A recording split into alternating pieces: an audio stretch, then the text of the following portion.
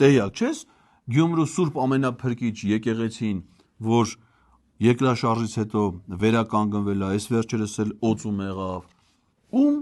դերակատարությունն է մեծ եղել այդ հարցում։ Ես ինչքան հիշում եմ, ամենայն հայոց կաթողիկոսը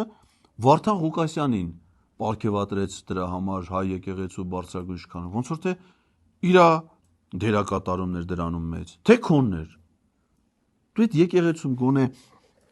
գնում ես Մոնվառես գոնե 100 դրամի օգուտ տաս, թե արգելված է հիմա ձեզ եկեղեցի գնալը։ Կամ ասենք եկեղեցի լավ, չես գնում, արգելված է։ Այդ որ քաղաքապետի ժամանակավոր պաշտոնակատար էիր, գնում էիր, մտնում էիր կաբինետ, նստում էիր ընդ աշխատում էիր, ասենք այդ շենքը